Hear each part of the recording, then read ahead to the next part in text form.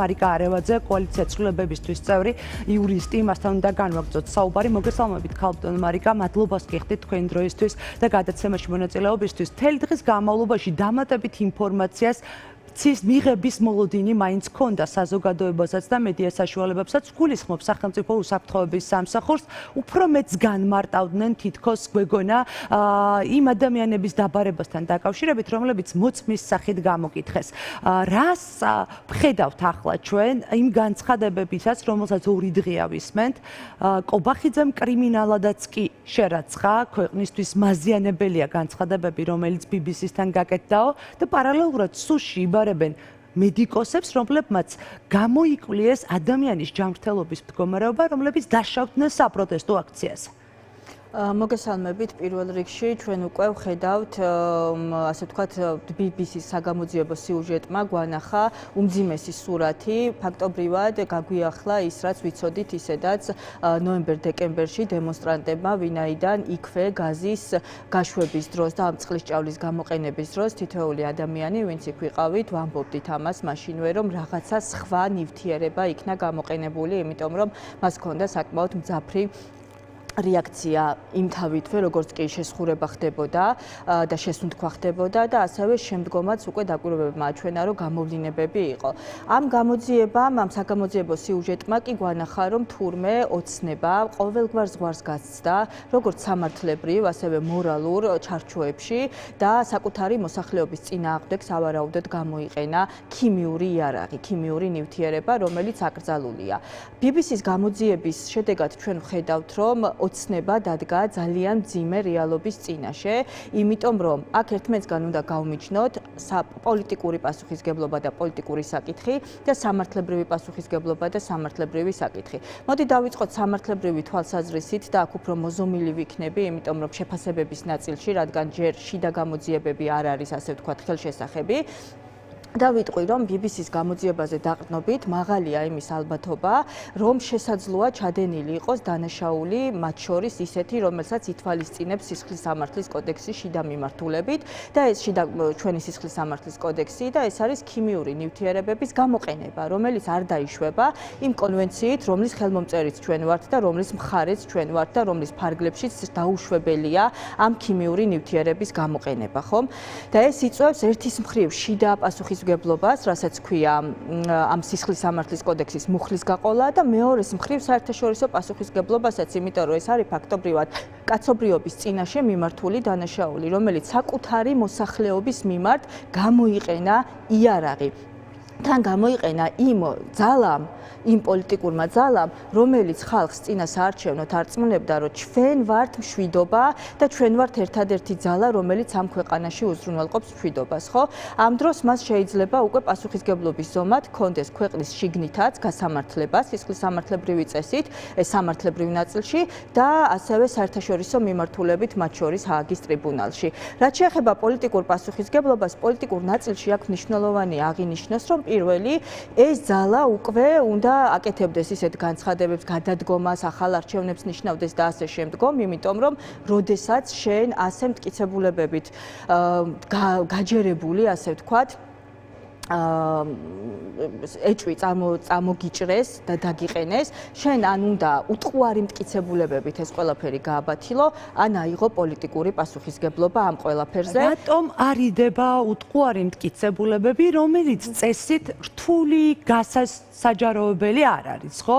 მინისტრის ბრძანებიან ხელმოწერიანი დოკუმენტი, რომელშიც იქნება ჩამონათვალი, რომელიც სპეცსაშუალებები იქნა გამოყენებული საპროტესტო აქციების დარბევის დროს. კი ბატონო, აი სწორედ აქ მივდიოდი, 2 დღეა ჩვენ ვხედავთ, რომ აი ამ მოცემულობის წინაშე დგანან და ჯერ ვერ აურჩევიათ ტაქტიკა, რომელ ტაქტიკას გაყვნენ, რომ რომელი იქნება მათთვის მათი გადასახედიდან გადამრჩენელი, ხო? იმიტომ რომ უმძიმეს დანაშაულზეა საუბარი და უმძიმეს რეალობაზე არის საუბარი, რა დროსაც რაც ფაქტობრივად გარკვეულ მომენტებში თავადვე აღიარეს, ხო? ჩვენ თუ გავიხსენებთ 1 წლის წინ დარახველიძის განცხადებას, რომელთაც მან დაადასტურა, რომ სხვა ნივთიერებების გამოყენებას ჰქონდა ადგილი, ნამდვილად და შერევას ჰქონდა ადგილი და ასევე გომელაურის გუშინდელ განცხადებას, რომელთაც მან აღიარა, რომ კი ეს ნივთიერებები, რაც სიუჟეტში იყო ნახსენები, შინაგან საქმეთა მინისტრს გააჩნდა.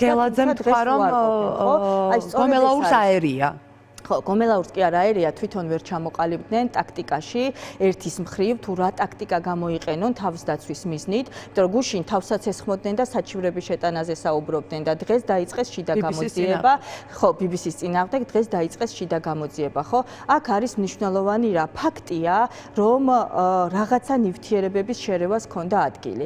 ფაქტია, რომ ადამიანებს გრძელვადიან პერსპექტივაში დაუდგათ ჯანმრთელობის მოშლა და მათ შორის სისტემური ხასიათი მიიღო ამან და ბევრი ადამიანი საუბრობს ერთი და იგივე ნიშნებზე, რომელიც მათ გადაიტანეს და რომელიც სამკურნალო გახდა. მე გუშინ დავწერე პოსტი, რომლის ფარგლებშიც მოუწოდე მოქალაქეებს, ვისაც აქვს სურვილი, ერთობლივი ძალებით იმოქმედონ, მომმართონ და მომაწოდონ ეს თავიანთი ფორმაასები, რომელიც იმ დროისთვის გააჩნდათ, თავიანთი მკურნალობის და ჯანმრთელობის გაუარესების ამსახველი დოკუმენტაცია, იმიტომ რომ აქ არის ორი მიმართულებით სამუშაო. პირველი ეს არის, რომ ნამდვილად მოხდეს ყველა მტკიცებულებების შეგროვება და დოკუმენტირება და მეორე დადგეს პასუხისგებლობა, ხო? ერთი არის, რომ ამ ადამიანებს სამართლებრივი მექანიზმებით დაუდგეთ სამართლიანობა და ასე ვთქვათ კომპენსირება რაღაცა დოზით მიიღონ კომპენსაცია და მეორე არის რომ აუცილებლად უნდა დადგეს პასუხისგებლობა იმ ადამიანების, იმ თანამდებობის პირების, რომელმაც ეს დაუშვა და რომელმაც საკუთარი მოსახლეობის წინააღმდეგ გამოიყენა ქიმიური იარაღი, ხო? ეს არის ყოვლად დაუშვებელი. ეს არ ხდება არც ერთ ნორმალურ სიტუაციაში და რეჟიმებშიც კი გამოხშირვით ხდება, ანუ რეჟიმებშიც კი საკუთარი მოსახლეობის წინააღმდეგ იარაღის გამოყენება და მით უმეტეს ქიმიურის ეს არის წარმოუდგენელი ამბავი, რომელიც დაუსჯელი არ დარჩება არც ერთ შემთხვევაში.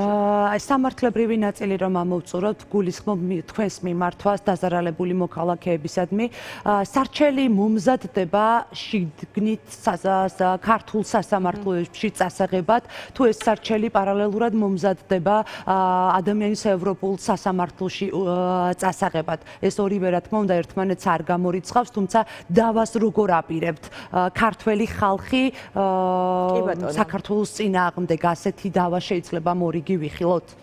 კი ბატონო, ნახეთ აქ არის ორი მიმართულება, ერთი არის სისხლის სამართლის მიმართულება, სადაც დანაშაულის გამოკვეთა არის და მეორე არის სამოქალაქო მიმართულება, სადაც ზიანის ანაზღაურებაზე და სარჩელზე შეიძლება ვისაუბროთ, ხო და ეს ორივე არის როგორც ქვეყნის შიგნით, ასევე ქვეყნის გარეთ. მას შემდგომ რაც მე მოვაგროვებ მტკიცებულებებს და რაც მე ადამიანები მომაწვდიან ამ მტკიცებულებებს, გამოჩნდება თუ რამდენი ადამიანია და გამოჩნდება რა სურათი გვაქვს, ამ ადამიანებთან შეთანხმებით ჩვენ ვიმოქმედებთ, მე დავეხმარები მათ ამ სამართლებრივი ნაწილების აღსრულებაში, ასე ვთქვათ და სამართლებრივი მიმართულებით სწორ მოქმედებებში. შეიძლება გახდეს საჭირო პირველ ეტაპზე მაგალითად პროკურატურისათვის მიმართვა ამ მტკიცებულებების ფარგლებში, რომ ამის შემდგომ ეს არის პირველი წინაპირობა იმისა, რომ თუ აქ არ დადგება შესაბამისი შედეგი, მერე წავიდეს ის უკვე საერთაშორისო ასპარეზზე და ეს იქნება სტრასბურგი თუ ეს იქნება ჰააგა, ესეც კიდევ გადასაწყვეტია. ამიტომ ამ ეტაპზე კონკრეტულად რა ნაბიჯების გადადგმას ვაპირებ, ვერ გეტყვით, იმიტომ რომ ეს არ არის ჩემი გადასაწყვეტი.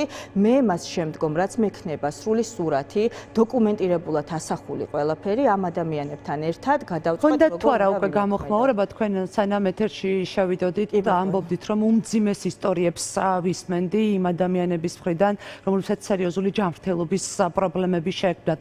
აქ თუ არა მზაობა, ჩვენ ნაწილი, ჩვენი მაყურებელიც ისმენდა ადამიანთა ნაწილის მზაობას დაიწყოს დავა ქართული ოცნების წინააღმდეგ. თქვენთან თუ არიან უკვე ადამიანთა ჯგუფი, რომლებიც ხელისუფლების წინააღმდეგ ბრძოლისთვის მზად არიან? განსაკუთრებით ამ შანტაჟის პირობებში.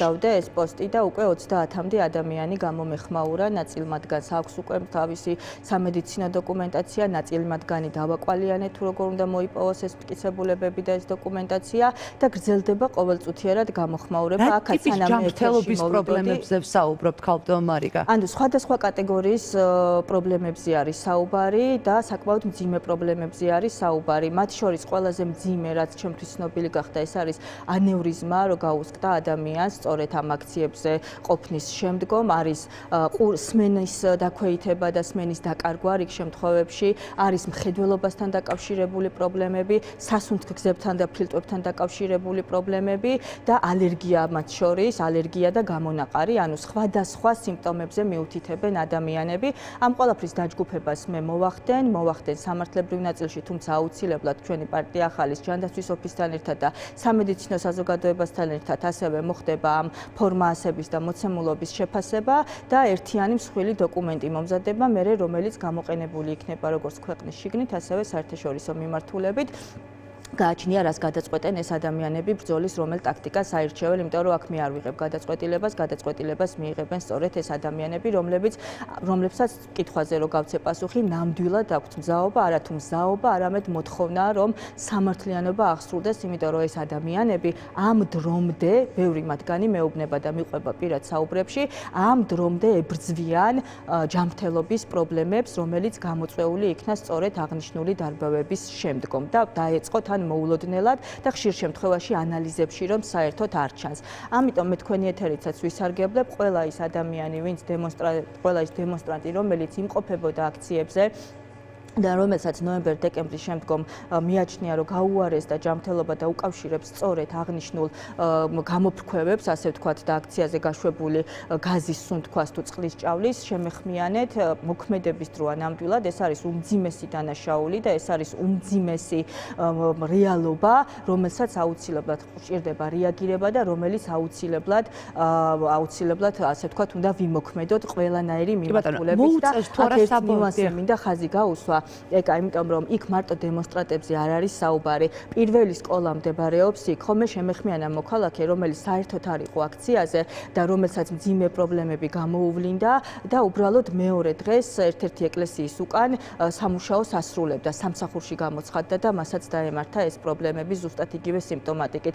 სკოლები და ბაღები, რომელიც ახლო პერიმეტრზე მდებარეობს, განსაკუთრებით საგანგაშოა, იმიტომ რომ ამ ადამიანებმა თუ ეს ასე მოხდა, მარტო დემონსტრანტები კი არ გაწირეს, ბავშვები გაწირეს, აი ამ დაავადებებისთვის. მადლობა მარიკა არევაძე, კოალიცია ცვლილებებისთვის წევრი იურისტი იყო, დღის ამბების სტუმარი.